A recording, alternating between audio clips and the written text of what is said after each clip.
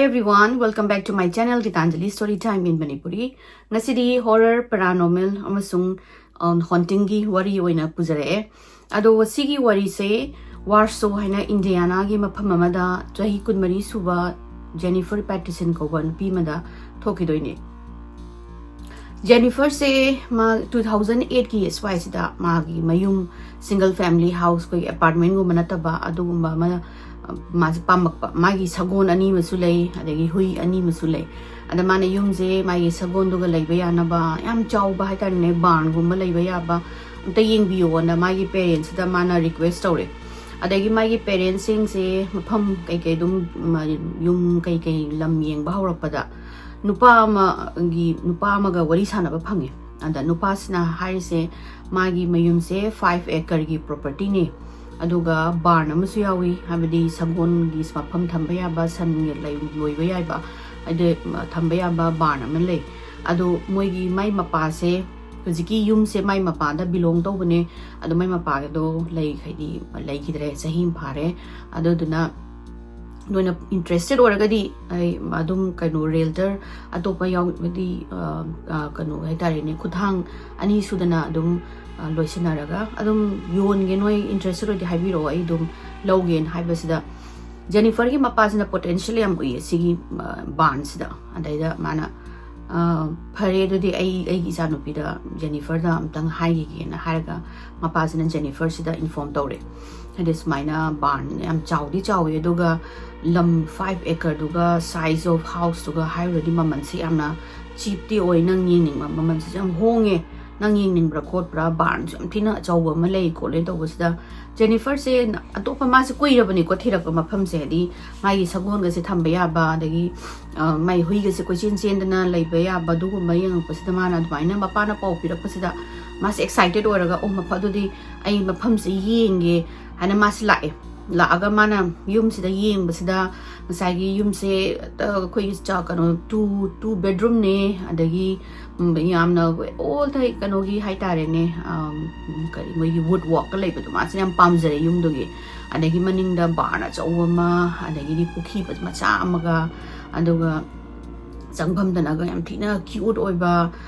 kari haitare ne kano ga mangon macha amaga yaudana khotna mafam masi ubda lamje se masi huziki jaga duga dai chawbane adagi mai barn do especially barns in mai kano oi khare ba selling point oi khare ba madi huziki mai sagon do thamba yarani sagon do dai dum thongba yarani it's huge property go 5 acre haise ani ma khudak da mana pamaga la mai huziki mafam je pamen haraga mapa mama gi tawga leibire magi lairaga mase so di phange adubu hongdi hongjandri duna mai mapo machai kai kai no du manung da khara sum kai kai semba khotpa poti tam pusalaga mase direct hongjandri ada mase kano da hospital amada nurse oi ko nurse oi bis mana mai thabak ki mai kali ki da mana bin sum wari saraka mana yum lawre khole do tawu sida mana bisina madu dinang yum do yam yengningi khoi huji thabak sum da laite break lam tang yengu sida na kholo sin tawu se ki Jennifer na oi phare la oi yengu ras la ona tawraga mamana bisiga ziki yum mafam sida thawre thawraga mai se yauraga so se hangtok je moin habdo garage tagi hangtok doini garage hangtoga garage gi changba oi bazani madi mana front gi lock de hangtok tabida ada mai mama khali mama na bisna mamang tharaga yum sida sanghiba ada changaga mama na bis lepaga leirame yum gi hole sida moi gi yum sida mai tawge habasida haina moigi kani thong main room je sidagi changa ani sida living room ama lairani sumda kitchen lairani adoga hall the straight lairaga ai glass ki dai sidana bathroom lairaga nakandana master bedroom nakanda in amadana second bedroom je laiduine mama na bise hallway ge hegom dai sai gi sida lepaga lairame adaida Jennifer na changa ga nang yum ji yenga ba phajaba torkanda Jennifer nang atopa kana yum sida laige sni ada Jennifer na kanambu leche he ai so budi phangi changde kanambu leche sini ada ai no ji sanga pada kanano ma room amasida gi room ba da phatona lan gi sini ba ada gi Jennifer na kaino haisi bo mana kamaina lan do no koi khatane khuni khatane kanambu leite yumje khadi miem to hongjandari na haibasida mamana bisina Jennifer I swear aina si changak pasida kanano mana room nungi room the room amasdagi room amaromda patlauna the bathroom ni mamangdagi lan gi sini ana Jennifer sina kana oirasa no so de ina pai ne na ma chan sanga ga hyper ko ing room jing gi yim kana mu lerem dre nangi brahmo rangani na mamana bisa hara ga mazu haidi khan doctor ma di kanu khanjalu dre ba de mamana bisina hai jane ai khangni nangi yum sem thina weird vibe ama phangi en ade Jennifer no kadawragi na hara kanda maza kanamgum na dum yenga leiba gumba male aduga khangdi hadi yamtina creepy way na haibis the Jennifer se happy tang this hounding hadi mai mayum kanu hongjanda love kanu da hadi leida ngari ba sibu zumai na hai sibu number mana ex mar magi thunda makara dum magi masagi weird way boy ramane na ma kem khanda bi da phare en haraga moini do ngakang yum do ma utlame magi bar nung kai do ulaga hale halaga tam na huziki mai gi mapu masai kai kenu khara semdu sajan dog do loisale bathroom kari krak to khara sempu podo adoga mas finally huziki yum sida hongjalani mana yum hongjamba no mise sida yum se kanu chau sida sangak pasida bedroom da haidi mapon masai se mana living room dagi pot thamamba sing je box sing je mai gi bedroom da pusan ba khotpa dumaina pusan basida mana mai master bedroom gi sang basida koi kaya tare ne all koi nursing house koi ahan gi all age ki yung gumba nursing house gumba dugi manam gumba se among namaga masina sky di manam no siden ahamok nam hodam ne kai no mi hadi ahan gi manam namme ko le na maje pose thamamaga mamai hek lai thorak padana kari koi gi after shave ki manam haitare ne after shave ki all koi mi yam all people na ka season ba haidi ahanna ga yam khaidi ahan bana ga season ba old kanu haitare ne after shave go season ba manam je mu ma sa phatong na mu amung nam doi ne ba number se mana na de karai de gi manam no si sum da ma on thor ko si bo na khalle ade ka se lan thok ga mu chala ga mai gi kanu si da living room si da amu poche mu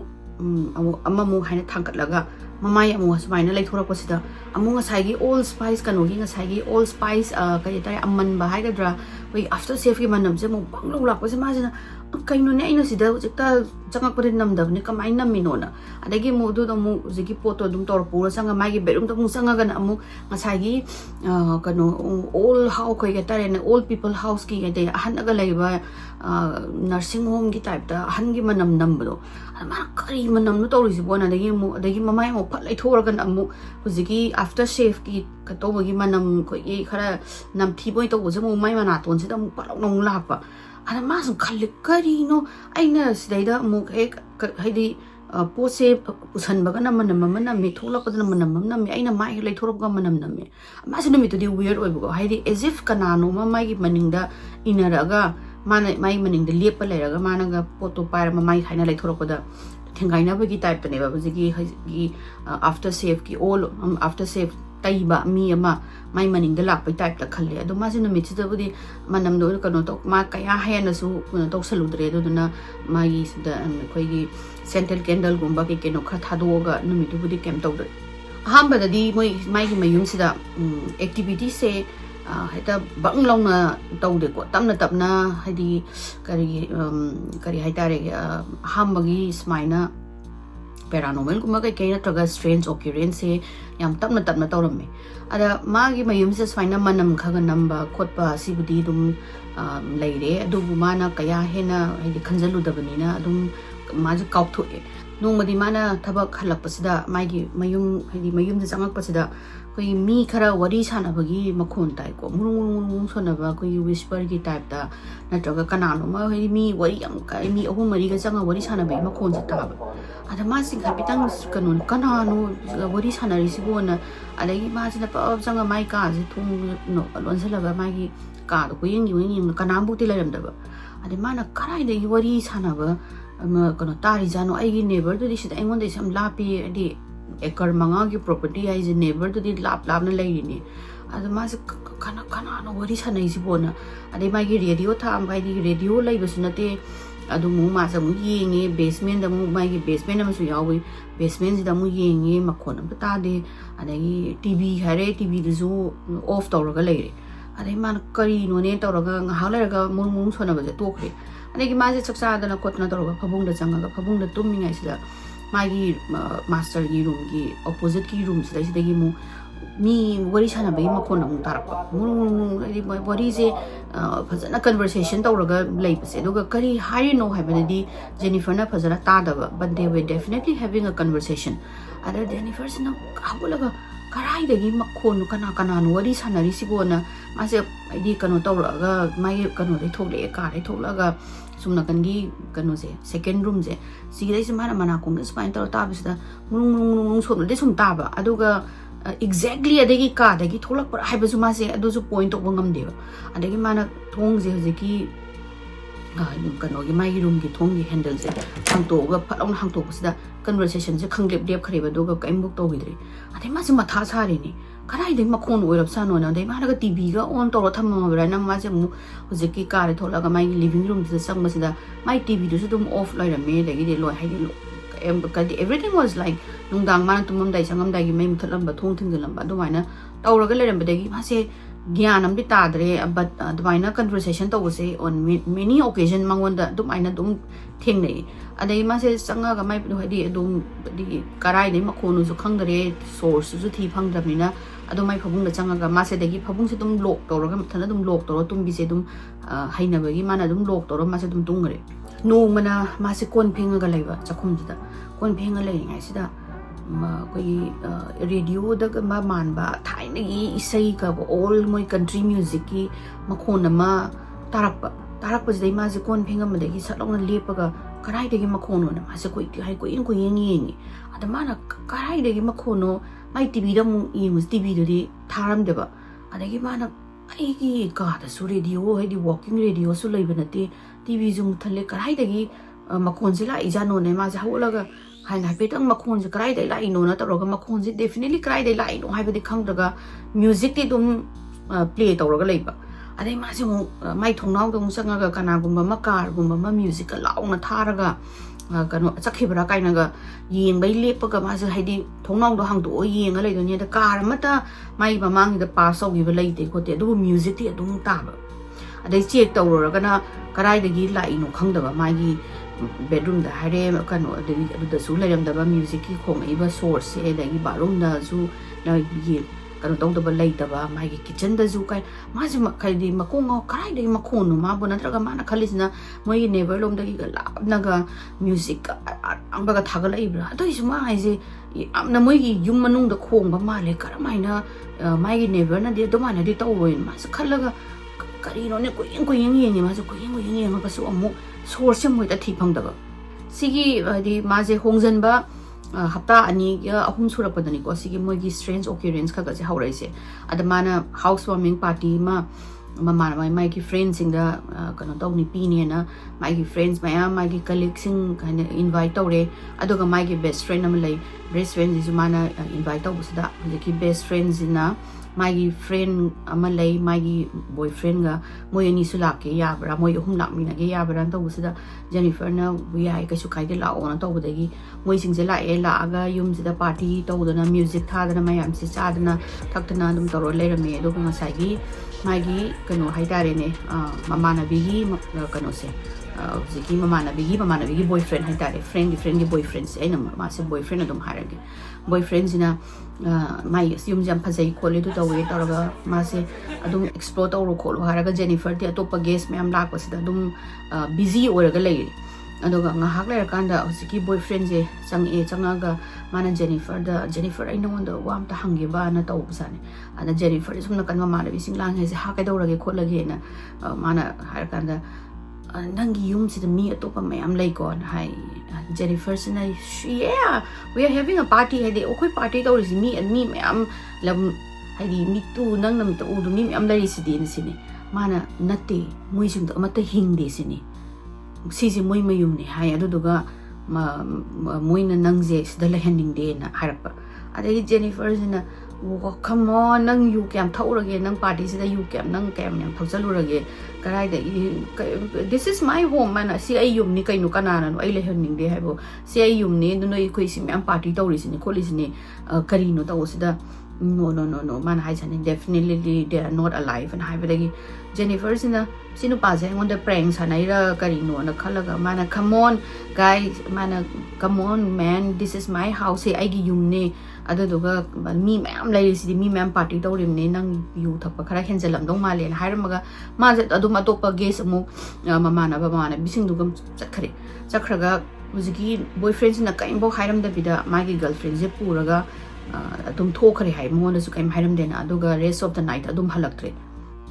ade ma je nongalaga nungdang du budi adum kaw khri duga nongala kanda mana my best friend sida phone tawraga sumaina nangna porakpa nangi na mana bigi boyfriend do khara weird oibra adunu pa do na mana hai jane da mana hoi ma do khara weird oibne ma do psychic masa khara psychic nen haijabne harapadagi Jennifer you know nang atang khali mana is it legit na hadi mana psychic oi haisi ma chumbro na hangbasda mama na bisna I don't know ma mayam na hadi masana do ma psychic na haijam ne mi na haijabne I don't khaidi khangdi ai ju ai nong ta phajan thengna ru de na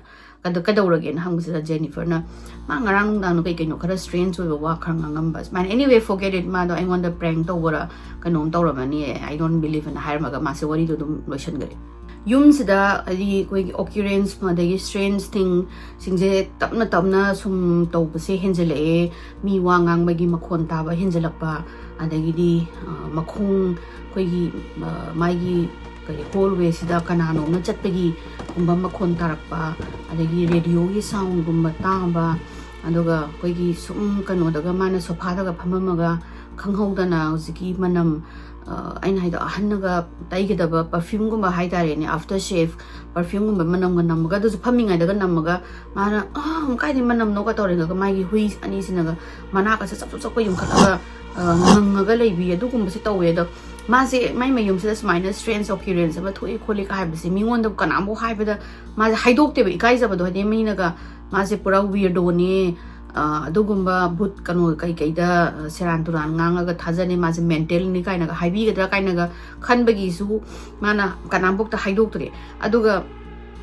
mana atopa mapham am da lerakpada mangonda nong da sigi kuma saina makhon mawa tawba khotpa adugi singse ma sungta ta deba haidi mangonda sungtaw tawde ma se mayam na haunted house ni kaina ga haiba apartment da ga leirambini do mangonda kaimbok tawde adubo sigi yums da la aga neba mangonda mana experience tawba hauraise nong Jennifer na hospital gi duty tawringai sida magi colleague amana moini si sung wari sana pada on Jenny nang sumaina yuma malaure khole tai kho aduni do ne mana ma au laure khole adu 5 acre ne do ne to sang sai gi colleague sina o ai nang na kano tawriba yum leri do adugi hana leramba owner sing do ai mun na khangi khole na haiba jani da Jennifer se kitang excited ore asem bairo kamai tawge khot ke na hang basida mana adugi nangna hongjan bado ziki owner hana lerambado ma hek si ba jahi phaba gane nangna hongjali do kholi do na adagi Jennifer sina makhata na sum hangning basida man kai kai no kopno hang basida hojiki nu pa je owner se Carl Johnson kawen hai aduga man hojiki mafam je leira kanda hana basement je sai hai basement se saraga maigi macha mariga maigi nupi siga mari siga moi ngai basement da leraga mana basement gi mathak ki moi hujiki room ani ga tawri base ma khutna sajagi bani yum je mana yamna nungsi na maigi nupi dugi oina sigi yum je maigi mari gi ne na sagi bani khotki bani aduga hujiki yum sida moi se chahi kaya am decades ani chahi am leiramaga ahan oirapadagi mari se naraga pano hujiki yumduda dum leigide na haijane mari je leigidabadagi Carl Johnson je pura distraught oiraga haidi mana nupi se mai nupi se am nungsijaki ba haitare ne adu macha sing su loina ma pakhang nei sabi phadana loina ma yumdagi chatkhare aduga mari ga mabani khak yamna nungsinana yamna nungaina leminaram jani aduga mari leigidabasida kano sida Carl Johnson sida mangonda yam thina devastating oiba yam thina distraught oiba mangonda ma phawraga ma se adagi mai nupi si gibadagi recover to sungam ngamdraga lei haiba adagi 마시나 도 미가시 암따 우나다비다 마기 리빙 룸다 소파 마 타마레 도기 소파스 팜마가 자콤디다 마리나 작통엄바 아니기 마리나 그노가 저고이 가이디 저고이가 사라가 리빙 룸다 마바니 파티 tauba khotbasingdo adudo ningjangaga marina leigidaba khara leirakanda chahi amani leiraga Carl Johnson dosu adum leigide hai adumana leigidaba se huziki yumsida adum leigide ma si yina hairakpada Jennifer se kitang hadi shock chatle mana hoi moi gi saigi yum yon matamda yum yolip se machanupa oilerame machanupa sina hoi moi gi parents to si gare kot kare leitre dona yumji yolini haibadi khange dubu pe huziki machanupa sina yumsida mama mapa animak si gi haibadudi disclose sung tau de Jennifer gi wakhanda moi aziki mama mapa do hanwaraga leigide haibaduda hoi hospital gumda natraga all age gumda kano tawraga leiraga sigi boining mani dubu yumna da sigi habde ma se khangdabadegi ma se nga thapitang di sawning modi phawi ko haidi moina dumaina disclose of bidabado adubu mana mukhalle kaigumba maigi yumsida sumaina strange activity gumba lairi spirit gumba oiraga su ziki yumzigi previous owner oiramani yumzi moine amna nungsipna yam pamna makhutna sagibaduda moigi residual haitare ne spirit ki residual singdo linger to borangani duna mangonda kaimbo ham to bona tabanina lemina bangam ni haitare ne khangde moi sai angu busing je main to buse pakki gande moi se paksu yum hongba ko je phaude akoi oradi hotana chen khane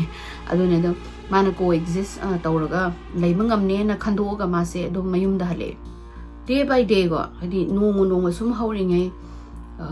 sigi strange occurrence adum tamna tawbase dum hingale haibadi hana tapna makhon mawa tarambase haujikti adum hena masa phungni pagi tapta tawba thong hangdokpai makhon gumba ektaba thongnau gumba hangdokpai makhon gumba taba adugumba se dum hauraga su Jennifer gi wakhanda hadi adum strange activity mongonda ham tawroknaba tawjibani ma kai su kai tabra na dum khandole ma se nong TV yengaga lei mai gi hui ani sina mai nakan gi couch da tummaga lei do ma se TV sum thare yang kanda hojiki yum sigi kano se mathak moi saina mai room je leirani adi yum sigi main floor se leirani ko aduga kitang haina stair macha ma ka khalaga attic ki room ma lei ko attic mathakta bagi sagai haiga drama mathakta yum gi ceiling gi mathakta leibido attic ma leibido adu leibase adum thong se adumana dum phasana fully closed tawdaba adamana changaga kano fully closed tawdena changa mana ujigi attic door se fully closed tawraga chingaga yengedi phasana secure tawrobra na mana secure tawre tawdagi thama dharaga mu TV yenga leibasida khangawdana ujigi secure oiraga leiriba attic door se tawraga hangtoraktoineba hangtorakpasida ngasai hui ani du tumamade khang hagole adagidi kanu du su Jennifer du su TV ngamade sofa dagi chongkhale ma su khangaga kaino jiki du di na khajikara ka tapna ga hangtorakpura de ko ekta forcefully kanom na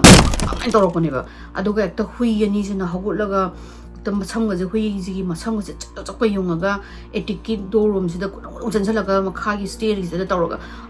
na hui sina khoga leigriba ai kari room leire kai haibagi type ta Jennifer je ki ma hago to ba di ai kamain hago le yeng do no sigi attic sida mana do hui jing sina ma la ka haibe gi type ta mo do mu yeng ma thak do mu khong to se Jennifer na I am not gonna go ai ai asida gi sofa dai hago la ga noi adum khong a le jaw ai ding ngam maroi na ma se ki na dai da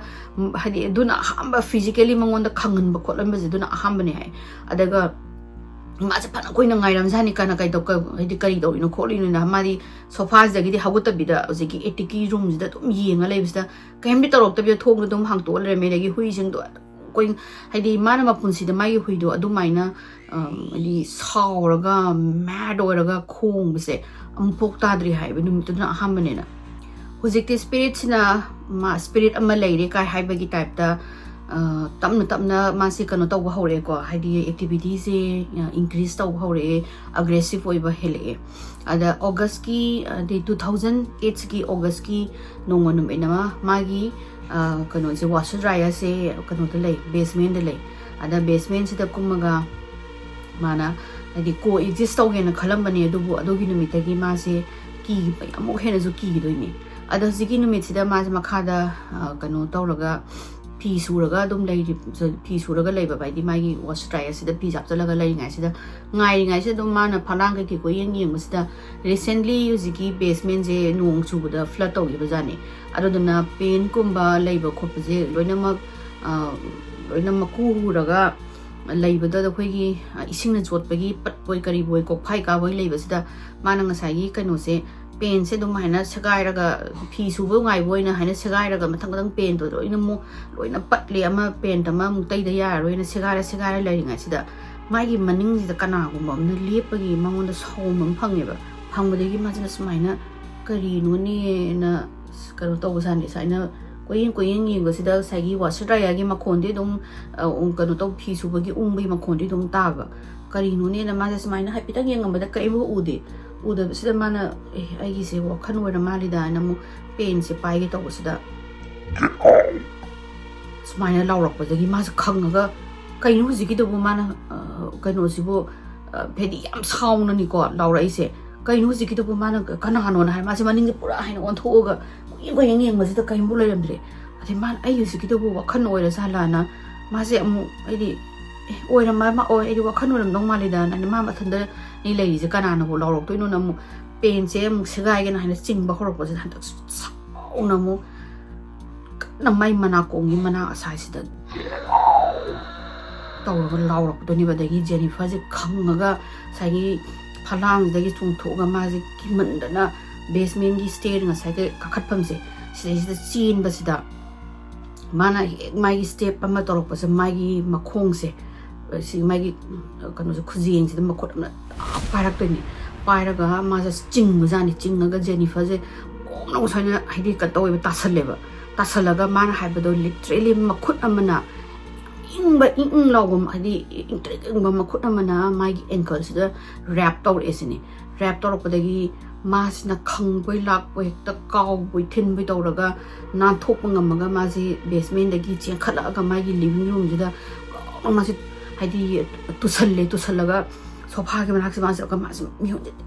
ꯆꯣꯡꯉꯒ ꯃꯥꯁꯦ ꯀꯞꯄꯦꯗꯤ ꯃꯥꯅ ꯑꯍꯥꯟꯕ ꯍꯧꯖꯤꯛꯀꯤ ꯀꯣꯑꯦꯛꯖꯤꯁ ꯇꯧꯕ ꯌꯥꯔꯅꯤ ꯁ꯭ꯄꯤꯔꯤꯠꯇꯨꯒ ꯂꯩꯕ ꯌꯥꯔꯅꯤ ꯀꯥꯏ ꯈꯜꯂꯝꯕꯗꯣ ꯍꯟꯗꯛꯇꯤ ꯐꯤꯖꯤꯀꯦꯜ ꯑꯣꯏꯔꯦ ꯃꯣꯏꯁꯦ ꯇꯞꯅ ꯁꯨꯝ ꯀꯪꯈꯠꯂꯛꯏꯅꯦ ꯍꯧꯖꯤꯛ ꯀꯩꯅꯣꯁꯤꯡꯁꯦ ꯑꯦꯟꯇꯤꯇꯤꯁꯦ ꯑꯗꯩ ꯃꯥꯁꯦ ꯁꯨꯃꯥꯏꯅ ꯀꯩꯅꯣ ꯃꯁꯥꯁꯦ ꯃꯤꯍꯨꯟ ꯇꯤꯡ ꯂꯥꯎꯔꯒꯤ ꯃꯥꯏ ꯃꯈꯣꯡꯁꯤꯗ ꯌꯦꯡꯕꯁꯤꯗ ꯃꯥꯏ ꯃꯈꯣꯡꯁꯤꯗ ꯑꯉꯥꯡꯕ ꯑꯩꯈꯣꯏꯒꯤ ꯀꯩ ꯍꯥꯏꯇꯥꯔꯦ ꯈꯨꯠꯁꯥꯃꯨꯛꯁꯨ ꯃꯥꯟꯕꯁꯨ ꯃꯥꯁꯤ ꯈꯨꯠꯁꯥꯃꯛꯅꯤꯁꯨ ꯍꯥꯏꯅꯤꯡꯗꯕ ꯍꯥꯏꯗꯤ ꯑꯉꯥꯡꯕꯒꯤ ꯀꯩꯅꯣ ꯀꯂꯔ ꯑꯃ ꯇꯥꯔꯝꯃꯦꯕ ꯀꯔꯤꯒꯨꯝꯕ ꯃꯥ ꯑꯗꯨꯅꯒ ꯆꯤꯡꯉꯝꯃꯗꯤ ꯀꯃꯥꯏꯅ ꯇꯧꯅꯤꯅ ꯃꯥꯁꯤ ꯈꯜꯂꯒ ꯅꯨꯃꯤꯠꯁꯤꯗ ꯃꯥꯒꯤ ꯈ꯭ꯋꯥꯏꯗꯒꯤ ꯃꯉꯣꯟꯗ ꯐꯤꯖꯤꯀꯦꯜ ꯑꯦꯇꯦꯛ ꯇꯧꯕ ꯑꯍꯥꯟꯕꯅꯦ ꯁꯤꯒꯤ ꯃꯇꯥꯡꯗꯅꯦ ꯃꯥꯅ ꯔꯤꯌꯦꯂꯥꯏꯖꯦꯁꯟꯁꯦ ꯃꯉꯣꯟꯗ ꯂꯥꯛꯄꯗꯣ ꯍꯥꯏꯗꯤ ꯃꯥꯒꯤ ꯌꯨꯝꯁꯦ ꯐꯖꯅ ꯍꯥꯏꯗꯤ ꯍꯣꯟꯇꯦഡ് ꯍꯥꯎꯁ ꯍꯥꯏꯗꯣ ꯑꯣꯏꯔꯦ ꯑꯗꯨꯒ ꯂꯩꯔꯤꯕ ꯑꯦꯟꯇꯤꯇꯤꯁꯦ ꯃꯥ ꯂꯩꯍꯟꯅꯤꯡꯗꯕ ꯃꯥꯜꯂꯦ ꯍꯥꯏꯕꯁꯦ ꯃꯥꯅ ꯑꯁꯤꯒꯤ ꯅꯨꯃꯤꯠꯁꯤꯗ ꯑꯍꯥꯟꯕ ꯈꯪꯕꯅꯦ ꯃꯥꯅ ꯑꯁꯤꯒꯤ ꯁ꯭ꯇ꯭ꯔꯦꯟꯖ ꯑꯦꯛꯇꯤꯚꯤꯇꯤ ꯑꯗꯒꯤ ꯃꯥꯒꯤ ꯃꯌꯨꯝꯁꯦ ꯍꯣꯟꯇꯦഡ് ꯑꯣꯏꯔꯦ ꯍꯥꯏꯕꯁꯦ ꯃꯥ ꯀꯟꯚꯤꯟꯁ ꯑꯣꯏꯔꯕꯅꯦ ꯑꯗꯨ ꯑꯣꯏꯔꯒꯁꯨ ꯃꯥꯒꯤ ꯗ꯭ꯔꯤꯝ ꯍꯥꯎꯁꯅꯦ ꯑꯗꯨꯗꯨꯅ ꯃꯥꯅ ꯍꯦꯛꯇ ꯏꯖꯤꯂꯤ ꯁꯨꯃꯥꯏꯅ ꯁ꯭ꯄꯤꯔꯤꯠ ꯑꯃ ꯂꯩꯔꯒ ꯃꯥꯅ ꯒꯤꯚ ꯑꯞ ꯇꯧꯔꯒ ꯃꯄꯣꯠ ꯃꯆꯩ ꯌꯣꯝꯃꯒ ꯆꯦꯟꯈꯤꯕ ꯍꯥꯏꯕꯗꯨꯗꯤ ꯑꯗꯨꯗꯤ ꯑꯩ ꯇꯧꯅꯤꯡꯗꯦ ꯑꯥꯏ ꯗꯣꯟꯠ ꯋꯥꯟꯠ ꯇꯨ ꯒꯤꯚ ꯑꯞ ꯑꯣꯟ ꯃꯥꯏ ꯍꯥꯏꯗꯤ ꯗ꯭ꯔꯤꯝ ꯍꯥꯎꯁ ꯍꯥꯏꯅ ꯃꯥꯁꯦ ꯑꯗꯨꯝ ꯂꯩꯕ ꯍꯧꯙꯔꯦ ꯑꯗꯨꯒ ꯅꯣꯡꯃ ꯃꯥꯒꯤ ꯅꯨꯡꯗꯥꯡꯒꯤ ꯊꯕꯛ ꯗ꯭ꯌꯨꯇꯤ ꯂꯣꯏꯔꯒ ꯃꯥꯁꯦ ꯍꯜꯂꯛꯑꯒ ꯒꯥꯔꯤ ꯊꯧꯔꯒ ꯃꯥꯒꯤ ꯀꯣꯟꯊꯣꯡꯒꯤ ꯀꯩꯅꯣꯁꯤꯗ ꯗ꯭ꯔꯥꯏꯚꯋꯦꯁꯤꯗ ꯊꯧꯖꯤꯜꯂꯛꯄꯁꯤꯗ ꯁꯨꯃꯥꯏꯅ ꯃꯥꯒꯤ ꯍꯨꯏꯁꯤꯡꯁꯦ ꯌꯨꯖ꯭ꯋꯦꯂꯤ ꯃꯥ ꯑꯗꯨꯝ ꯉꯥꯏꯔꯒ ꯊꯣꯡ ꯃꯅꯥꯛꯇ ꯂꯦꯞꯄꯒ ꯃꯩ ꯃꯅꯨꯡꯗꯒꯤ ꯈꯣꯡꯗꯅ ꯈꯣꯠꯇꯅ ꯇꯧꯕꯅꯦ ꯑꯗꯨꯕꯨ ꯅꯨꯃꯤꯠꯁꯦ ꯍꯨꯏꯁꯤꯡꯁꯦ ꯄꯥꯛ ꯍꯥꯏꯗꯤ ꯂꯥꯛꯄꯒꯤ ꯍꯔꯥꯎꯕꯒꯤ ꯈꯣꯡꯕ ꯅꯠꯇꯕ ꯌꯥꯝ ꯁꯥꯎꯅ ꯉꯪꯉꯒ ꯂꯩꯕ ꯃꯈꯣꯟꯁꯦ ꯇꯥꯏꯌꯦ ꯇꯥꯕꯁꯤꯗ ꯃꯥꯅ ꯀꯥꯔꯗꯨꯗꯒꯤ ꯊꯣꯛꯇ꯭ꯔꯤꯉꯩꯗ ꯃꯌꯨꯝꯂꯣꯝꯗ ꯍꯥꯏꯅ ꯑꯣꯟꯊꯣꯛꯑ ꯌꯦꯡꯕꯁꯤda ꯃꯥꯒꯤ ꯂꯤꯚꯤꯡ ꯔꯨꯝꯒꯤ ꯑꯦꯔꯤꯌꯥꯁꯤꯗ ꯃꯤꯡꯖꯦꯜ ꯆꯥꯎꯅ ꯊꯣꯡꯅꯥꯎ ꯆꯥꯎꯅ ꯑꯃ ꯌꯥꯎꯕꯗꯣꯀꯣ ꯊꯣꯡꯅꯥꯎ ꯆꯥꯎꯅ ꯌꯥꯎꯕꯁꯤꯒꯤ ꯊꯣꯡꯅꯥꯎꯁꯤꯗ ꯅꯨꯄꯥ ꯑꯃꯒꯤ ꯁꯤꯂꯨꯋꯦꯠ ꯍꯥꯏꯇꯥꯔꯦꯅꯦ ꯍꯥꯏꯕꯗꯤ ꯃꯥꯒꯤ ꯃꯃꯤ ꯅꯨꯄꯥꯁꯤꯒꯤ ꯐꯤꯒꯔꯒꯤ ꯃꯃꯤꯗ ꯑꯃꯃꯗ ꯂꯦꯞꯄꯒ ꯁꯤꯂꯨꯋꯦꯠ ꯑꯃꯅ ꯂꯦꯞꯄꯒ ꯊꯣꯡꯅꯥꯎꯁꯤꯗꯒꯤ ꯃꯉꯣꯟꯂꯣꯝꯗ ꯃꯨꯟꯅ ꯌꯦꯡꯉꯒ ꯂꯩꯕꯁꯤ ꯎꯔꯦ ꯃꯃꯥꯏ ꯃꯃꯤꯠꯇꯤ ꯃꯥ ꯀꯩꯅꯣ ꯇꯧꯕ ꯍꯥꯏꯗꯤ ꯀꯩꯅꯣ ꯇꯧꯕ ꯅꯠꯇꯦꯀꯣ ꯃꯥꯅ ꯐꯤꯒꯔ ꯑꯥꯎꯠ ꯇꯧꯕ ꯅꯠꯇꯦꯀꯣ ꯑꯗꯨꯕꯨ ꯃꯃꯥꯏ ꯃꯉꯣꯟꯗ ꯑꯣꯟꯁꯤꯜꯂꯒ ꯂꯩꯔꯦ ꯍꯥꯏꯕꯁꯦ ꯃꯥꯁꯦ ꯈꯪꯉꯤ ꯁꯤꯁꯦ ꯈꯪꯕꯗꯒꯤ ꯃꯥꯒꯤ ꯋꯥꯈꯟꯗ ꯑꯍꯥꯟꯕꯗꯅ ꯍꯨꯔꯥꯟꯕ ꯆꯪꯉꯛꯑꯕ꯭ꯔꯥ ꯅꯠꯇ꯭ꯔ ꯀꯩꯅꯣ ꯆꯪꯉꯛꯑꯕ꯭ꯔꯥ ꯑꯗꯨꯒ ꯃꯥꯒꯤ ꯍꯨꯏꯁꯤꯡꯁꯤꯅ ꯍꯦꯛꯇ ꯑꯉꯥꯎ ꯐꯩꯗꯧꯅ ꯀꯣꯟꯅ ꯍꯧꯖꯤꯛꯀꯤ ꯈꯣꯡꯉꯒ ꯂꯩꯕꯁꯤꯗ ꯃꯥꯁꯦ ꯍꯥꯏꯔꯦ ꯑꯩ ꯌꯨꯝꯁꯤꯗ ꯁꯨꯡꯆꯪ ꯆꯪꯕ ꯉꯝꯃꯔꯣꯏ ꯑꯥꯏ ꯀꯥꯟ ꯍꯥꯏꯅ ꯃꯥꯁꯦ ꯉꯥꯏꯍꯥꯛ ꯂꯩꯔꯝꯃꯤ ꯑꯗꯨꯒ ꯂꯩꯔꯝꯃꯒ ꯍꯧꯖꯤꯛꯀꯤ ꯁꯤꯂꯨꯋꯦꯠꯇꯨꯁꯨ ꯑꯗꯨꯝ ꯂꯦꯞꯄꯒ ꯂꯩꯔꯝꯃꯤ ꯑꯗꯨꯒ ꯃꯃꯥꯏ ꯑꯗꯨꯒ ꯃꯅꯤꯡ ꯑꯣꯟꯊꯣꯛꯑꯒ ꯆꯠꯈ꯭ꯔꯦ ꯑꯗꯒꯤ ꯃꯥꯅ ꯃꯥꯒꯤ ꯃꯕꯨꯡꯗ ꯐꯣꯟ ꯇꯧꯔꯦ ꯃꯕꯨꯡꯗ ꯐꯣꯟ ꯇꯧꯔꯒ ꯁꯨꯃꯥꯏꯅ ꯂꯥꯛꯑꯣ ꯈꯣꯠꯂꯣ ꯑꯗꯨ ꯇꯧꯔꯣ ꯑꯩ ꯁꯨꯃꯥꯏꯅ ꯌꯨꯝꯗ ꯀꯅꯥꯅꯣꯃ ꯅꯨꯄꯥ ꯑꯃꯒꯤ ꯊꯣꯡꯅꯥꯎꯗ ꯂꯦꯞꯄꯒꯤ ꯃꯃꯤ ꯎꯏ ꯈꯣꯠꯂꯤꯅ ꯑꯝꯇ ꯂꯥꯛꯑꯣ ꯈꯣꯠꯂꯣ ꯇꯧꯕꯗꯒꯤ ꯃꯌꯥꯝ ꯀꯩꯅꯣꯁꯦ ꯃꯥꯏ ꯃꯕꯨꯡꯁꯦ ꯂꯥꯛꯑꯦ ꯉꯥꯏꯍꯥꯛ ꯂꯩꯔꯒ ꯃꯕꯨꯡꯁꯦ ꯂꯥꯛꯑꯦ ꯑꯗꯨꯒ ꯃꯣꯏ ꯑꯅꯤ ꯃꯕꯨꯡꯁꯤꯅ ꯍꯥꯟꯅ ꯆꯪꯉꯒ ꯌꯦꯡꯉ ꯀꯣꯏꯌꯦꯡ ꯀꯣꯏꯊꯤ ꯊꯤꯔꯦ ꯑꯗ ꯃꯣꯏꯒꯤ ꯕꯥꯔꯟꯗ ꯑꯃꯨꯛ ꯊꯤ ꯌꯨꯝ ꯃꯅꯨꯡꯗ ꯀꯣꯏꯊꯤ ꯊꯤꯔꯦ ꯀꯅꯥꯝꯐꯥꯎ ꯂꯩꯔꯝꯗ꯭ꯔꯦ ꯑꯗꯨꯒ ꯍꯨꯏꯁꯤꯡꯗꯨꯗꯤ ꯍꯦꯛꯇ ꯈꯣꯡꯉꯒ ꯑꯗꯨꯒ ꯖꯦꯅꯤꯐꯔ ꯆꯪꯉꯛꯄꯁꯤꯗ ꯍꯦꯛꯇ ꯑꯩꯈꯣꯏꯒꯤ ꯀꯩꯅꯣꯁꯦ ꯍꯨꯏꯁꯦ ꯃꯄꯥꯟꯒ ꯊꯣꯛꯆꯟ ꯂꯩꯔꯝꯃꯦꯕ ꯃꯣꯏꯁꯦ ꯄꯥꯈꯠꯄ ꯀꯤꯕ꯭ꯔꯥ ꯀꯩꯅꯣꯃ ꯇꯧꯕꯒꯤ ꯃꯥꯁꯤꯅ ꯃꯣꯏꯒꯤ ꯍꯨꯏꯁꯤꯒꯤ ꯕꯤꯍꯦꯕꯤꯌꯔꯁꯦ ꯎꯕꯗ ꯖꯦꯟꯁꯤꯅꯁꯨ ꯑꯩ ꯀꯩꯅꯣ ꯍꯨꯏ ꯑꯁꯤꯅꯁꯨ ꯌꯥꯝꯅ ꯀꯩꯅꯣ ꯀꯤꯗꯅ ꯍꯥꯏꯅ ꯃꯄꯥꯟꯒ ꯊꯣꯛꯆꯜꯂꯝꯃꯤꯁꯤꯕꯨ ꯀꯃꯥꯏꯅ ꯇꯧꯔꯤꯅꯣ ꯍꯥꯏꯅ ꯃꯥꯁꯦ ꯈꯜꯂꯤꯗꯒꯤ ꯀꯩꯅꯣꯁꯤꯅ ꯃꯕꯨꯡꯁꯤꯅ ꯀꯅꯥꯝꯕꯨ ꯂꯩꯇꯦ ꯖꯦꯅꯤꯐꯔ ꯅꯪꯒꯤ ꯔꯨꯝꯗꯁꯨ ꯂꯩꯇꯦ ꯅꯪꯒꯤ ꯕꯦꯁꯃꯦꯟꯗꯁꯨ ꯀꯅꯥꯝ ꯂꯩꯇꯦ ꯈꯣꯠꯇꯦ ꯅꯪꯒꯤꯗꯨꯕꯨ ꯅꯪ ꯑꯁꯦꯡꯕꯕꯨ ꯅꯪ ꯎꯕ꯭ꯔꯅꯦ ꯅꯪꯅ ꯅꯨꯄꯥ ꯑꯃꯒꯤ ꯃꯈꯣꯟ ꯀꯩꯅꯣ ꯃꯃꯤ ꯎꯏ ꯍꯥꯏꯗꯨꯕꯨ ꯖꯦꯅꯤꯅ ꯑꯩ ꯁ꯭ꯋꯦꯔꯅ ꯎꯏ ꯈꯣꯠꯂꯤ ꯑꯗꯨꯒ ꯁꯤꯒꯤ ꯌꯨꯝꯁꯤꯗ ꯁ꯭ꯇ꯭ꯔꯦꯟꯖ ꯑꯦꯛꯇꯤꯚꯤꯇꯤ ꯁꯨꯃꯥꯏꯅ ꯇꯧꯔꯤ ꯈꯣꯠꯂꯤꯅꯤ ꯑꯩ ꯁꯨꯃꯥꯏꯅ ꯕꯦꯁꯃꯦꯟꯗ ꯂꯩꯔꯤꯉꯩꯗ ꯃꯥꯏ ꯃꯈꯣꯡꯗ ꯄꯥꯏꯔꯛꯄ ꯒꯦꯠ ꯑꯥꯎꯠ ꯂꯥꯎꯔꯛꯄ ꯈꯣꯠꯂꯛꯄ ꯇꯧꯕꯁꯤꯗ ꯃꯥꯒꯤ ꯃꯕꯨꯡꯁꯤꯁꯨ ꯈꯔ ꯍꯥꯏꯗꯤ ꯁ꯭ꯀꯦꯞꯇꯤꯛ ꯑꯣꯏꯕ ꯃꯤꯅꯤꯅ ꯃꯥꯅ ꯑꯁ ꯅꯪ ꯊꯟꯗ ꯂꯩꯕꯗ ꯅꯪꯅ ꯋꯥꯈꯜ ꯖꯥ ꯈꯟꯖꯜꯂꯤ ꯑꯣꯏꯔꯝꯒꯅꯤ ꯀꯩꯝ ꯇꯧꯔꯣꯏ ꯈꯣꯠꯂꯣꯏ ꯇꯧꯕꯗꯩ ꯃꯥꯅ ꯃꯕꯨꯡꯁꯤda ꯗꯗꯥ ꯅꯪ ꯉꯁꯤꯒꯗꯤ ꯅꯪ ꯁꯤꯗ ꯂꯩꯔꯣ ꯅꯨꯡꯗꯥꯡꯁꯤꯃ ꯂꯩꯔꯣ ꯑꯗꯨꯒ ꯑꯩꯗꯤ ꯀꯤꯖꯔꯦ ꯇꯧꯕꯗꯒꯤ ꯍꯣꯏ ꯍꯣꯏꯅ ꯃꯕꯨꯡꯁꯤ ꯂꯩꯕꯤꯔꯦ ꯅꯨꯡꯗꯥꯡꯗꯨꯃ ꯑꯗꯨꯒ ꯑꯗꯨꯝ ꯅꯨꯡꯗꯥꯡꯗꯨꯃꯗꯤ ꯀꯩꯝ ꯇꯧꯗ꯭ꯔꯦ ꯁꯤꯒꯤ ꯇꯧꯔꯤꯉꯩꯒꯤ ꯃꯌꯥꯝ ꯃꯔꯛꯁꯤꯗ ꯃꯥꯒꯤ ꯀꯣ ꯋꯥꯀꯔ ꯑꯃ ꯁꯣꯟ ꯋꯤꯂꯤꯌꯝꯁ ꯍꯥꯏꯅ ꯑꯃ ꯃꯥꯁꯦ ꯇꯤꯟꯅꯔꯒ ꯀ꯭ꯂꯣꯖ ꯑꯣꯏꯕ ꯍꯧꯔꯛꯑꯦ ꯍꯧꯔꯛꯄꯗ ꯃꯣꯏ ꯑꯅꯤꯁꯦ ꯑꯗꯨꯝ ꯍꯥꯏꯗꯤ ꯇꯤꯟꯅꯕ ꯀ꯭ꯂꯣꯖ ꯑꯣꯏꯔꯛꯄꯗꯒꯤ ꯖꯦꯅꯤꯐꯔꯁꯤꯁꯨ ꯀꯝꯐꯣꯔꯇꯦꯕꯜ ꯑꯣꯏꯕꯗꯒꯤ ꯃꯉꯣꯟꯗ ꯋꯥꯔꯤ ꯑꯗꯨꯝ ꯁꯥꯕ ꯍꯧꯔꯦ ꯍꯥꯏꯗꯤ ꯃꯥꯒꯤ ꯃꯌꯨꯝꯗ ꯁꯨꯃꯥꯏꯅ ꯇꯧꯕ ꯈꯣꯠꯄ ꯑꯗꯨꯗꯨꯅ ꯇꯧꯕꯁꯤꯗ ꯍꯧꯖꯤꯛ ꯀꯩꯅꯣꯁꯦ ꯁꯣꯟ ꯋꯤꯂꯤꯌꯝꯁꯦ ꯗꯣꯛꯇꯔꯅꯤꯀꯣ ꯗꯣꯛꯇꯔꯅꯤ ꯍꯤ ꯏज ꯑ ꯃꯦꯟ ꯑꯣꯐ ꯁꯥꯏꯟꯁ ꯃꯥꯁꯦ ꯑꯗꯨꯒꯨꯝꯕ ꯄꯦꯔꯥꯅꯣꯔꯃꯦꯜ ꯇꯝꯅꯕ ꯈꯣꯠꯄ ꯕꯨꯠ ꯄ꯭ꯔꯦꯛꯇꯒ ꯊꯥꯖꯕ ꯃꯤ ꯅꯠꯇꯦ ꯑꯗꯨꯗꯨꯅ ꯃꯥꯅ ꯑꯍꯥꯟꯕꯗꯕꯨꯗꯤ ꯈꯤꯇꯪꯕꯨꯗꯤ ꯍꯥꯏꯗꯤ ꯖꯦꯅꯤꯐꯔꯅ ꯍꯥꯏꯕꯗꯣ ꯑꯗꯨꯝ ꯇꯥꯕꯤꯔꯝꯃꯦ ꯑꯗꯨ ꯑꯣꯏꯔꯒꯁꯨ ꯃꯥꯏ ꯕꯦꯛ ꯑꯣꯐ ꯗ ꯃꯥꯏꯟꯗ ꯖꯦꯅꯤꯐꯔꯅ ꯉꯥꯡꯉꯤꯁꯦ ꯀꯌꯥ ꯊꯥꯖꯕꯗꯤ ꯉꯝꯗꯕꯗꯣ ꯃꯥꯅ every reasonꯒꯤ ꯍꯥꯏꯗꯤ every logic ꯀꯩꯅꯣꯁꯦ ꯑꯗꯨꯝ scientific reason ꯑꯃ ꯑꯗꯨꯝ ꯂꯩꯕꯅꯤ ꯈꯣꯠꯄꯅꯦꯅ ꯈꯜꯂꯒ ꯂꯩꯔꯝꯃꯦ ꯑꯗꯨ ꯃꯥꯅ ꯅꯪ are you sure ꯅꯪ ꯑꯗꯨꯃꯥꯏꯅ ꯇꯧꯏꯗꯣ ꯈꯣꯠꯂꯤꯗꯣ it's not that ꯑꯩ ꯅꯪ ꯕꯤꯂꯤꯐ ꯇꯧꯗꯕ ꯅꯠꯇꯦ ꯅꯪ ꯑꯗꯨꯃꯥꯏꯅ ꯇꯧꯏ ꯈꯣꯠꯂꯤꯗꯣ ꯆꯨꯝꯕ꯭ꯔꯥ ꯃꯥꯅ ꯆꯨꯝꯃꯦ ꯁꯤ ꯃꯈꯣꯟ ꯇꯥꯏ ꯈꯣꯠꯂꯦ ꯑꯩꯅ ꯈꯪꯕꯗ ꯁꯨꯃꯥꯏꯅ ꯀꯩꯅꯣ ꯀꯄꯜ ꯑꯍꯟ ꯑꯃ ꯃꯣꯏ ꯀꯩꯅꯣ ꯀꯄꯜ ꯑꯍꯟ ꯂꯩꯔꯝ ꯃꯥꯜꯂꯦ ꯃꯇꯩ ꯃꯅꯥꯎ ꯑꯗꯨ ꯂꯩꯈꯤꯗꯕꯅꯤ ꯍꯥꯏ ꯑꯗꯨ ꯃꯣꯏꯒꯤ ꯁ꯭ꯄꯤꯔꯤꯠ ꯑꯣꯏꯗꯣꯏꯔꯥ ꯈꯪꯗꯦ ꯈꯣꯠꯇ꯭ꯔꯥ ꯇꯧꯕꯁꯤꯗ ꯁꯣꯟꯁꯦ ꯑꯗꯨꯝ ꯇꯥꯕꯤꯔꯝꯃꯦ ꯍꯥꯏꯗꯤ ꯑꯣ ꯍꯣꯏ ꯃꯥꯅ ꯅꯪ ꯑꯗꯨ ꯀꯩꯝ ꯈꯜꯂꯨꯅꯨ every ꯑꯩꯅ ꯃꯥ ꯍꯥꯏꯁꯦ ꯍꯥꯏꯗꯤ ꯊꯧꯗꯣꯛ ꯑꯃ ꯊꯣꯛꯏ ꯈꯨꯗꯤꯡꯒꯤ ꯁꯥꯏꯟꯇꯤꯐꯤꯛ ꯔꯤꯖꯟ ꯑꯗꯨꯝ ꯂꯩꯕꯅꯦ ꯑꯗꯨꯝ ꯑꯩꯁꯨ ꯅꯪꯒꯤꯗꯣ ꯀꯔꯤꯅꯣ ꯑꯗꯨꯝ ꯌꯦꯡꯕꯤꯒꯦ ꯈꯣꯠꯀꯦꯅ ꯑꯗꯨꯝ ꯍꯥꯏꯕ ꯋꯥꯔꯤꯗꯤ ꯑꯗꯨꯝ ꯁꯥꯟꯅꯕ ꯑꯗꯨꯝ ꯋꯥꯔꯤ ꯁꯥꯅ ꯃꯣꯏꯅꯤꯁꯦ ꯑꯗꯨꯝ ꯀ꯭ꯂꯣꯖ ꯑꯣꯏꯔꯛꯑꯅꯤ ꯀ꯭ꯂꯣꯖ ꯑꯣꯏꯔꯒ ꯃꯣꯏꯅꯤꯁꯦ ꯅꯨꯡꯁꯤꯅꯔꯛꯑꯦ ꯑꯗꯒꯤ ꯖꯦꯅꯤꯐꯔꯁꯤꯅ ꯃꯥꯁꯦ ꯅꯣꯡꯃ ꯍꯧꯖꯤꯛꯀꯤ ꯕꯦꯁꯃꯦꯟꯁꯦ ꯃꯥꯁꯦ ꯆꯪꯕꯁꯦ ꯀꯤꯔꯕꯅꯦ ꯑꯗꯨꯕꯨ ꯃꯥꯒꯤ ꯃꯐꯤ ꯃꯔꯣꯟꯗꯤ ꯁꯨꯗꯕ ꯌꯥꯗꯦ ꯅꯔꯁꯅꯦ ꯃꯥꯗꯤ ꯐꯤ ꯁꯨꯕ ꯅꯨꯡꯇꯤꯒꯤ ꯁꯨꯔꯒ ꯆꯠꯇꯕ ꯌꯥꯗꯦ ꯑꯗꯨꯅ ꯃꯈꯥꯁꯤꯗ ꯃꯥꯁꯦ ꯍꯟꯗꯛꯇꯤ ꯐꯤ ꯁꯨꯒꯦꯅ ꯃꯥꯒꯤ ꯐꯤꯒꯤ ꯕꯥꯁꯀꯦꯠꯁꯦ ꯄꯥꯏꯔꯒ ꯀꯨꯝꯊꯔꯛꯄꯁꯤꯗ ꯃꯥꯒꯤ ꯉꯁꯥꯏꯒꯤ ꯀꯩꯅꯣꯁꯦ ꯁ꯭ꯇꯦꯌꯔꯒꯤ ꯔꯦꯂꯤꯡꯁꯦ ꯁꯤꯗꯩꯗ ꯃꯈꯨꯠ ꯑꯃꯅ ꯄꯥꯏꯒꯦ ꯇꯧꯕ ꯍꯥꯏꯗꯤ ꯁ꯭ꯇꯦꯌꯔ ꯀꯨꯝꯊꯔꯛꯄꯒꯤ ꯑꯩꯅ ꯀꯨꯝꯊꯔꯛ ꯇꯧꯕꯁꯤꯗ ꯃꯅꯤꯡꯗꯒꯤ ꯐꯣꯔꯁ ꯑꯃꯅ ꯃꯥꯁꯦ ꯇꯥꯛ ꯂꯥꯎꯅ ꯏꯜꯂꯛꯄꯅꯦꯕ ꯏꯜꯂꯛꯑꯒ ꯖꯦꯅꯤꯐꯔꯁꯦ ꯊꯔꯣ ꯃꯔꯣ ꯁ꯭ꯇꯦꯌꯔꯗꯒꯤ ꯑꯣꯟꯊꯔꯒ ꯃꯥꯒꯤ ꯀꯩꯅꯣꯁꯦ ꯃꯈꯣꯡ ꯑꯦꯡꯀꯜꯁꯤꯃ ꯂꯩꯊꯦꯛꯑꯅꯤ ꯑꯗꯒꯤ ꯃꯥꯒꯤ ꯁꯤꯗ ꯔꯤꯞꯁ ꯑꯅꯤ ꯑꯃ ꯇꯦꯛꯑꯅꯤ ꯑꯗꯨꯒ ꯃꯈꯨꯠꯀꯤ ꯁꯤꯒꯤ ꯃꯈꯨꯠ ꯈꯣꯡꯅꯥꯎꯕꯤꯁꯤꯅ ꯁꯨꯃꯥꯏꯅ ꯀꯩꯅꯣ ꯇꯥꯕꯒꯤ ꯁꯤꯃ ꯇꯦꯛꯑꯒ ꯑꯗꯨꯒ ꯃꯥꯁꯦ ꯕ꯭ꯔꯨꯖꯦꯁ ꯃꯌꯥꯝꯒ ꯇꯧꯔꯒ ꯃꯥꯁꯦ ꯇꯥꯔꯒ ꯂꯩꯕꯗꯒꯤ ꯃꯥꯅ ꯐꯣꯟ 911 ꯀꯧꯔꯒ ꯃꯦꯗꯤꯀꯦꯜ ꯀꯩꯅꯣ ꯇꯧꯗꯣꯏꯅꯦꯕ ꯃꯦꯗꯤꯀꯦꯜ ꯃꯥꯁꯦ ERꯗ ꯄꯨꯈꯠꯇꯣꯏꯅꯦ ERꯗ ꯄꯨꯈꯠꯂꯒ ꯊꯦꯡꯐꯨꯜꯂꯤ ꯃꯥꯅ ꯍꯥꯏꯕꯗꯣ ꯃꯥꯒꯤ ꯄꯣꯀꯦꯠꯇ ꯃꯥꯒꯤ ꯐꯣꯟ ꯌꯥꯎꯔꯝꯕꯅꯤ ꯑꯗꯨꯅ ꯀꯩꯅꯣꯁꯦ ꯑꯩꯈꯣꯏꯒꯤ ꯏꯃꯔꯖꯦꯟꯁꯤ ꯁꯔꯚꯤꯁꯁꯦ ꯀꯧꯕ ꯉꯝꯕꯅꯦꯅ ꯀꯩꯒꯨꯝꯕ ꯑꯗꯨ ꯌꯥꯎꯔꯝꯗ꯭ꯔꯒꯗꯤ ꯃꯥꯗꯨꯗ ꯑꯗꯨꯝ ꯇꯥꯔꯒ ꯍꯧꯒꯠꯄ ꯉꯝꯗꯗꯅ ꯂꯩꯗꯣꯏꯅꯦ ꯑꯗꯨꯒ ꯃꯉꯣꯟꯗ ꯏꯟꯊꯔꯛꯏꯕ ꯄꯣꯠꯁꯤꯁꯨ ꯀꯔꯤꯅꯣ ꯃꯥ ꯈꯪꯍꯧꯗꯦ ꯑꯗꯨꯕꯨ ꯃꯈꯨꯠꯅ ꯁꯨꯃꯥꯏꯅ ꯄꯥꯏꯕꯗꯤ ꯃꯉꯣꯟꯗ ꯃꯥꯏ ꯅꯪꯒꯟꯗ ꯐꯥꯎꯋꯦꯅ and this was a second life attempt मा हाबिदो सिदी life attempt नेना अदुगा मासे अदुमाइना डॉक्टर दा पुरगा डॉक्टर ना नंगी रिप्स अनि मते एन अदुगी फाबा खोटपा दगी माई एंकल गी मखुट की सिगा लोइनमक अनमने स्प्रेन तौबा टेकपा तौरमसिंगसि लोइनमक स्लिंगा हापगा सागी शोन सिना कनो सिना मिद हुमनी कनो थबक कारक्तबा thaba karak tab sida shon je kitang adi pakhat le ne de kai gi numa ka dor jana ma de office kano je thaba karak tri sibona aduga humri suba sida Jennifer se makhong kano da hapaga mai gi guard ka hapaga si ga lak su ui ubudagi shon je na e Jennifer nang kai dor lage kholage nang kano to tawde aina pau nang ona taw se ju pau pha karo to phaw ngam de nang office da su lak ti ka dor lage kholin taw sida Jennifer na ai smaina kano im kano pisu ba ni na kano da basement no kun habada bana nangan da ilek pani kholak pani do ai tui khole mana nang are you sure nang smaina na khong na nan thu ba khota ba natra sini mana ai na kai gu nan thu ra ga di thun na yai ra ga ta ga ni adu ba ai dik sante pura ai sin nang kano da gi maning da gi kano makhut ani mana force am kanna ilak pani do na ne ai smaina ai gi sigi kano ribs anti ame kholame to tawera tawena tawsida shon je haidi mana hoi mangon da thengna banina maybe mana kaino ma thengna raga som da soiduna maki scientific reason am de rangane na ma sa dai sum khalaga lei haidi spirit amana laaga entity amana ga inthabani khotpani hadi ma se kaya thajaram de matam khara moi ni se de tawra matungda Jennifer na shon je mai gi mayum da moving tawro hana kano tawre invite tawe haidi nang kai maga lemina sena adagi shon du harau harau yare e aduga shon je hana luhongre ko ma se divorce tawraga macha nupa ani ama leire adugi macha nupa ani duga tawraga ma se moving tawre e ada hamba moi gi moving tawrak pasida jigi dum habdo shon se dum strange activity ne di dum ma se dum kano tawba ma se dum haidi phau ba aduga exactly aduna paranormal ni habadi masu khangde duga moina leibase smaina Jennifer ga Sean ga sina moi gi master bedroom sida leiraga room second bedroom sida machani se thammi adu machani gi room sida ne adu moina he khongjalapagi nongan bada jiki machani jigi bedroom gi thongnau gi kano sida ne mingjen gi manak sida haying hekta yoma ga ta leramba angkhai mana sina leramni tangkhai mana yoma ga leram doini adagi moi ani sina khai dagi haying no tawri sibona loina mo sengto ani dina adai vacuum tawdana khotna sengdo ani no alaga mo hekta mafam duda amu khoi ha je haidi haying kun leram je mo no ngalaga na kunthra mo leramba adagi mo du sungdo mo sengto ani how no matter how many times mo ni sengto ingai adum leramba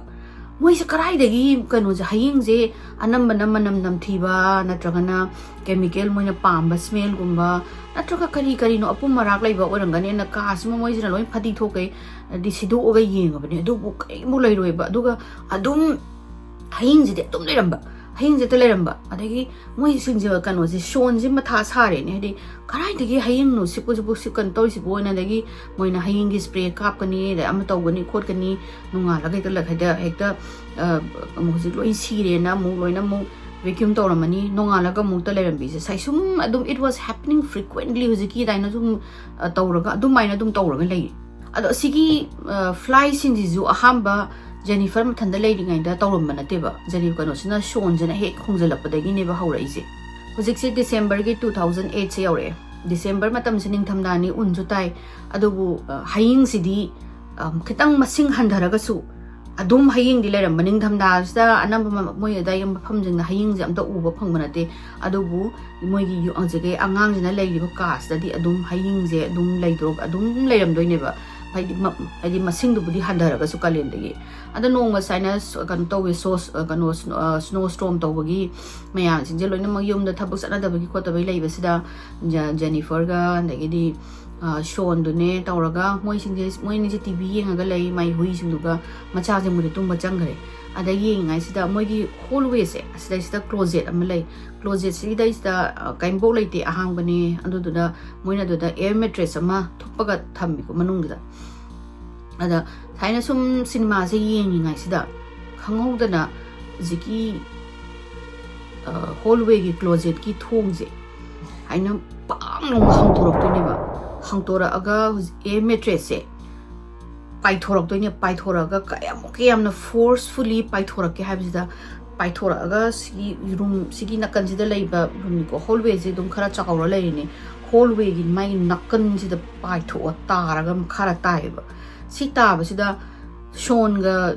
Jennifer ga se khanga ga hogul e song khale se kai nu ji gi makon do di moi ju khang ba do ado do ga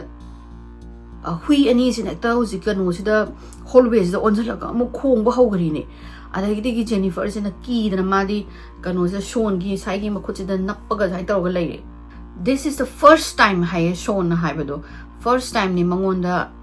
something weird is going on in this house and hadi sigi yum sida kanomadi tawri habisi mana ado ahambane kaigino da huziki closet se adum thong wala ga thamba closet ni adu do hekte yam forcefully manung madi upu manung dagi makhong kauthorakpa hadi man force to lakpa aduga huziki air mattress ju langak pa hai se tina force oina langak khajane langak padona bo sumaina pairaga hallway do cross tawraga makha tari ne ba kari gumba thong duna phai phari ne thong duna mathanda hangtora aga ki air mattress so mafam jada badagi mathana tarak pani hairaga di tara aga su tapna tara aga huziki mafam sida hallway da di kaisu lango is makha se dum taraga laini du bu sujikti air mattress hekta pai thorak pane ba adagi kano sina Sean sina pakhatana ma se chancel laga thong je hangto yenga ko ko yeng sida closet sida di camber le entre was just very khaidi yam kana chawbo closet suna te macha apikpa khoigi kano ni hallway gi closet ni pochai ki extra thamna ba adagi adu ma sina sai air mattress pai ba lum lawe ba mana khali suna lungra ba air mattress bu akra langak ba hai se something is very wrong. Sean je masamak doctor ne, he's a man of science ne, mana reason je phana thina bu hone edu bu reason je amata laiti kari reason na ziki kano upudo hangtorak toino ziki air mattress arumodo pai thorak toino je aduduna ma je am thina mathanda frustration jum chaba aduga masu di believe te tawjare ai de kari no do ma khange da na yum sida believe ta wai na ta haina boot break ama lai na ba something is going on haiba jindima adu numitagi thajare du man hai je among Jennifer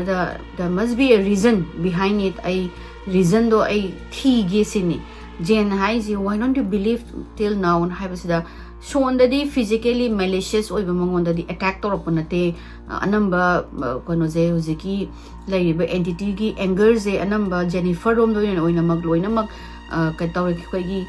gravitation je mangon da oina loina mag point tawbani na Sean hai se let me figure it out and haraga di dum main piece themaga thami activity se dum hengale Sean do zu ma reason zu thiba phangre he is now frustrated or ma zu ma si yumness the thoiba paranormal activity me am sida adagi moi ani se no de tum de hing de tuminga sida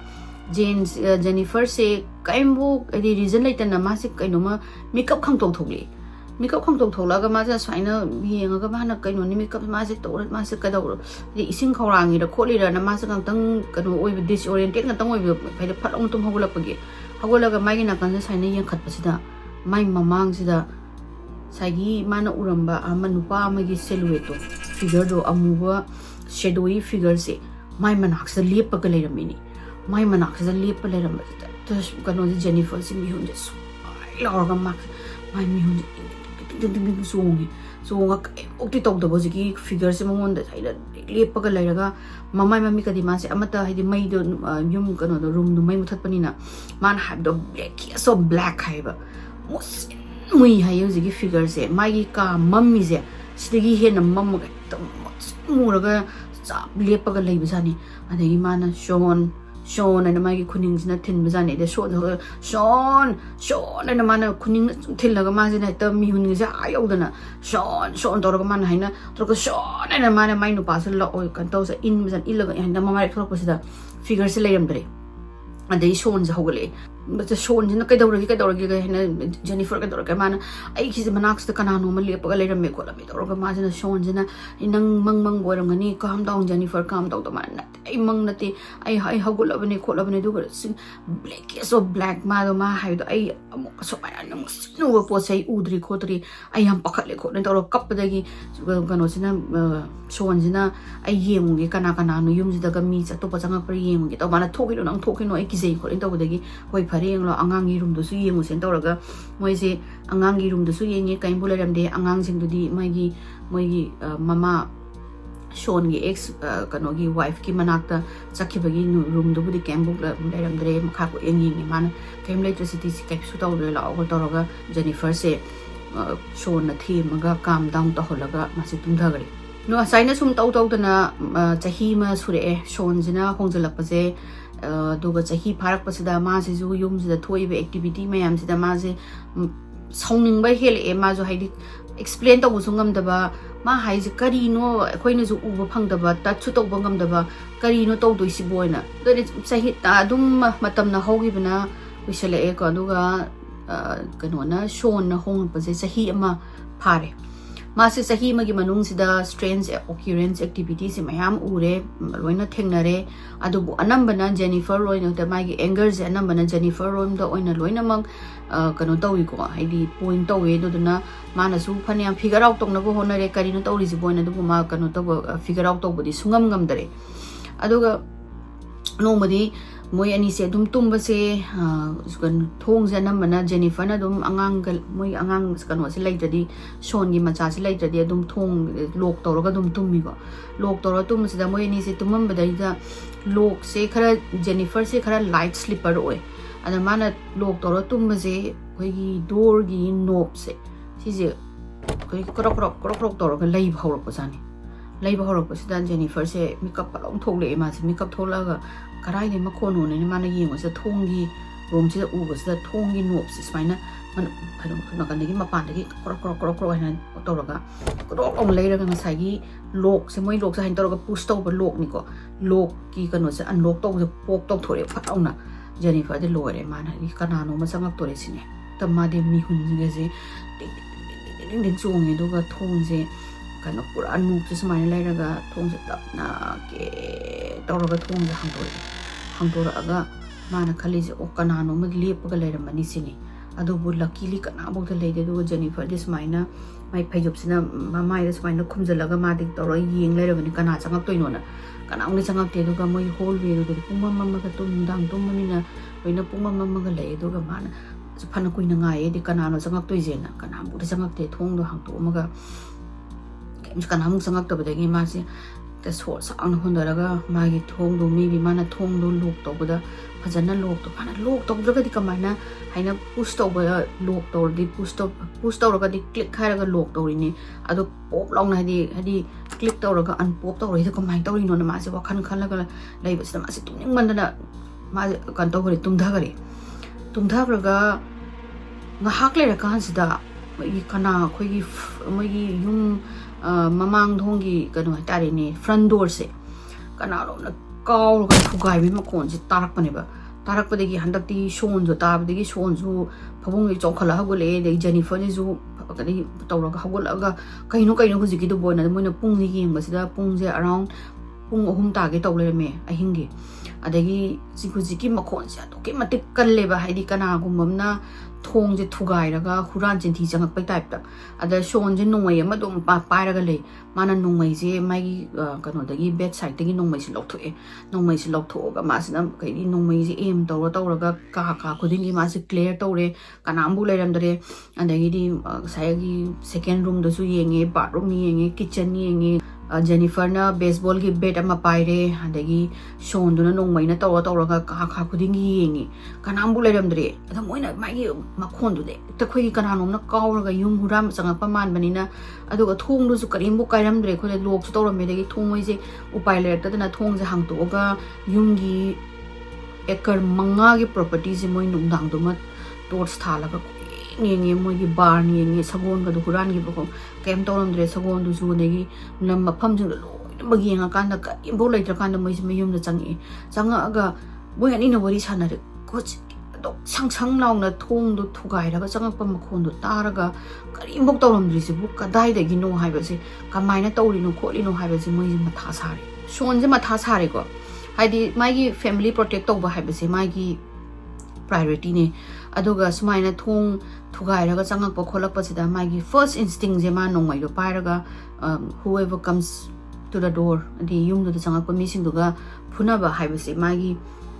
ꯃꯊꯧꯅꯦ ꯑꯗꯨꯕꯨ ꯃꯥꯅ ꯍꯥꯏꯁꯦ ꯑꯩꯅ ꯀꯃꯥꯏꯅ Jennifer protect ꯇꯧꯗꯣꯏꯅꯣ ꯑꯩꯅ ꯑꯩꯒꯤ ꯏꯆꯥꯁꯤꯡ ꯀꯃꯥꯏꯅ ꯄ꯭ꯔꯣꯇꯦꯛ ꯇꯧꯗꯣꯏꯅꯣ ꯎꯕꯁꯨ ꯐꯪꯗꯕ ꯊꯦꯡꯉꯁꯨ ꯐꯪꯗꯕ ꯄꯣꯠꯁꯤꯗ ꯑꯩ ꯀꯃꯥꯏꯅ ꯄ꯭ꯔꯣꯇꯦꯛ ꯇꯧꯗꯣꯏꯅꯣ ꯍꯥꯏꯕꯁꯤ ꯃꯥꯁꯦ ꯃꯊꯥ ꯁꯥꯔꯦ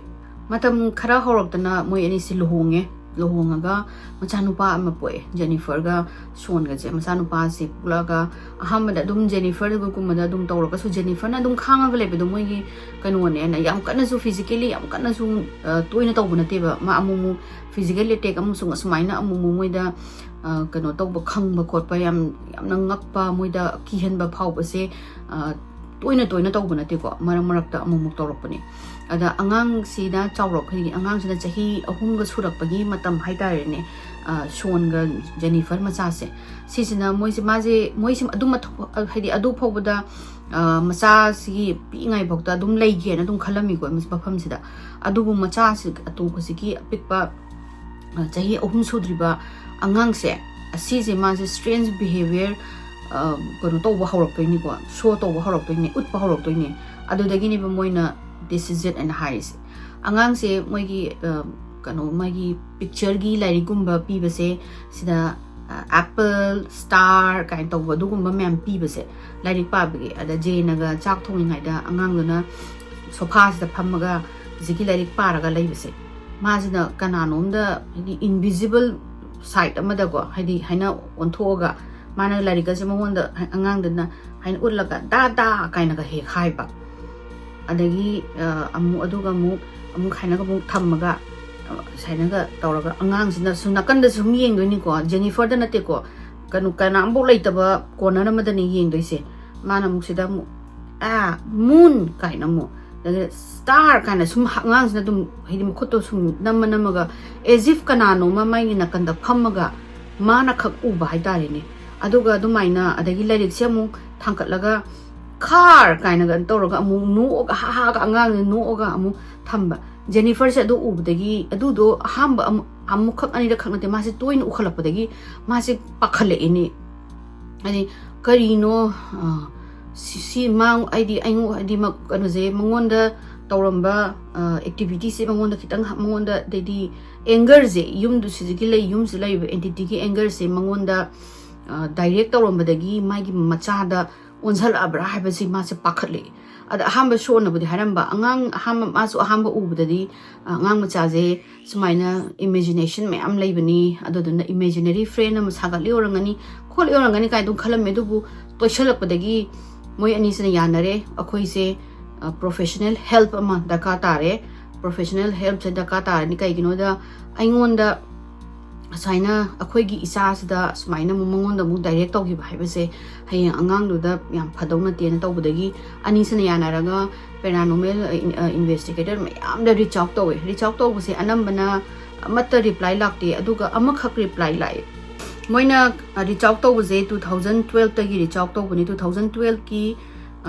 December side gi reach out torpani da July 2013 gi July sida sagi team mana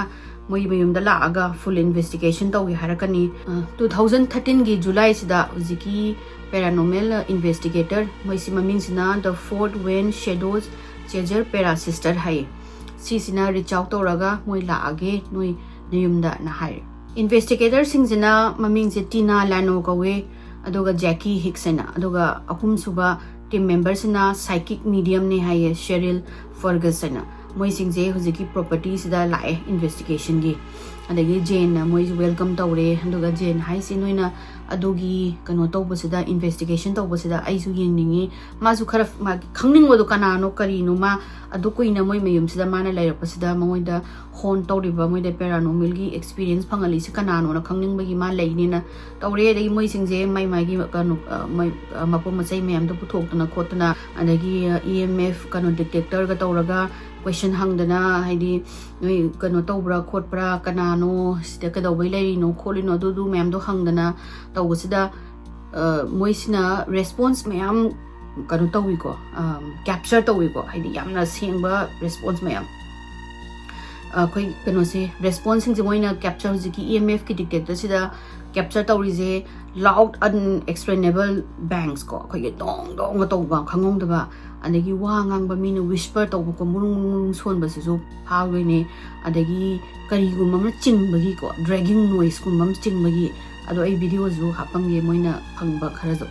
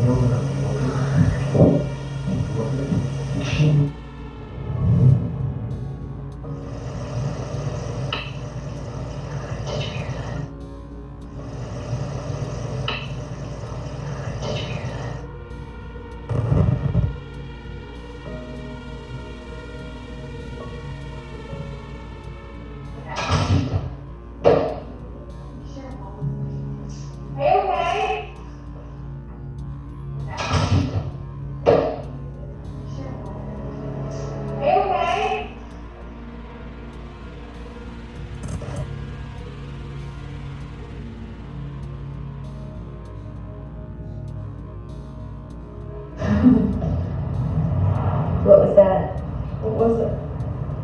Did you guys hear it? Yeah. What was that? What was it? Did you guys hear it? Yeah. Dugi asigi investigation to wanungda numitse nungdang sima moi laitharaga moi singsina ai figure out tong na bona bodo kai no yum sida lairi se kholi se na adubu numitse di moi actually fajana feedback pi bangamamdre Jennifer ga kano se shown da moi haije moi amuk lake nga santa kisida da koi koina phangiba voice kai je analysis khara tawrage aduga amuk khana lake haramaga moi se nunga laga chatkhari hapta ama lai rakanda moi asigi team je amuk lae team je hantak ti kai nupa ma puraga lae electrical engineer ni haiba nupa ma ga pura lae ada moina second one lae sisu kai gino habda aham bagi sida moina phangi ba EMF ta capture tawri se amna clear oi ba haitare ne mayam go gi sound nung adagi di wa whisper to ga am clear oi ba sida moi wakhanda jen ga shon ga na electrical device ma moi gi tongan na thammaga lot laga khotlaga they were trying to mess them up haidi usigi paranormal gi investigators singje fraud ni khotpani kaina haibagi dumaina tawdubagi mandana moina khalise asigi voice singje hana analyze sauraga karigumba authentic oragadi amuk laki haibagi oilerame aduga hantak moina electrical engineer ama pora isina kaigino haibada moigi yum manung sida moina huziki investigator singjana porok panatana atopa device mayam lotan leiba khopa adu thibagi oilerame ada hantak moi ji kano se sigi hamba moi gi voice capture to bokho pasigi matung dagi Jennifer se hongdo khare ko moi mayum am kano da atopa mafam am da hongdo ga yum je hana phajana thijin gi sunu mai macha chokla adi na ma je ki raga do gi ne moi se kanam bo laitre ada second time gi lak pasida jen je imung da mathanda changwa yadre ma je mapan da ports da phamaga leram moi ngai lak pada moina la akanda sigi electrical engineer se sini introduce sore adai moina so haire koina ahamba lakpa do na spaina electrical device mayam hidden labor khotbra haina khara chingna bagi ni khot pe ne to usida Jennifer sina why would I see ai yum ne ai gi dream house ne ai sida lai bangam da na yum je khong to ga lai ne sida ne ka do bagi why would I mess you haino like the mess up with you guys and to budagi moina kaisu kaide khoi no mu questioning to ba mu manung sida mu hangage aduga electrical engineer sina atopa electric faulty line gomba leiba atopa singa kana khangdo sungna yeng sunu na tawre dagi moi singna room jangdana question hangdana khotra tawringa sida electrical engineer sina loina makka singje koi thi re hadi atopa hidden device leibra moi EMF ka kano tawna ba hadi interfere to ya ba khotpa adu mayam do tawu sida kaimbok phangdaga sagi electrical engineer na hai se kaimbok laite na hai adai phari na haraga moi se mathang question hangba hodini ada moina sidi hantaki EPB gi recording sida nupi gatani ko manungda moi shon ga ngasagi electrical engineer gi di yum gi mabanda laigrabane ada moi nupi gatani including Jennifer moi singsina nupa magi lok khubagi hakthi khanbagi makhon ama kano sida recording sida phangani adagi kano ma khoi wa ngangbada not me kainaga nupa magi makhon laurakpa adagi don't go kainaga adugumba makhon adagi whisper adi sigi kanoma marung sonba si ma'am je moina loina ma capture to bangam adagi si capture to bangam badagi moi ohum sigi paranormal investigator se moina gyan tare haide okay this house is definitely haunted haina